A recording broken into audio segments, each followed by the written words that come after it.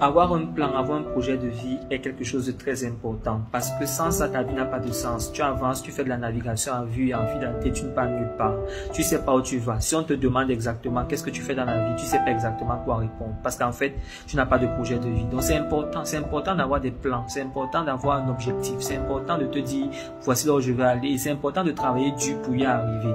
Mais tu dois savoir une chose, c'est que tu ne maîtrises, il y a tellement d'éléments dans cette vie que tu ne maîtrises pas, tellement de choses qui pourraient t'arriver sur lesquelles tu n'as aucun contrôle, tellement de choses qui pourraient se passer qu'en réalité, si jamais tes plans ne se concrétisent pas, tu ne dois pas te dire que c'est parce que tu es nul. Si tu as donné le meilleur de toi-même et que tes plans, à cause de paramètres qui sont au-dessus de ta volonté, qui te dépassent, n'ont pas pu s'accomplir, tout ce que tu dois faire, c'est t'asseoir, évaluer la situation, prendre tout ce que tu as pu acquérir et emmagasiner durant toutes les années où tu te battais pour aller dans tel objectif et te reconcentrer sur de nouveaux objectifs. Le problème de certaines personnes qui vivent dans le passé, c'est justement ça.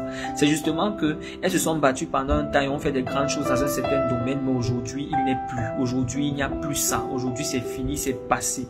Alors ces personnes-là, plutôt que de s'asseoir, accepter le fait que c'est passé et essayer de construire quelque chose de nouveau, s'attardent et s'entêtent dans l'ancien domaine. Qu'est-ce que ça donne en finalité? Ça donne de l'aigreur, ça donne une nostalgie mal placée.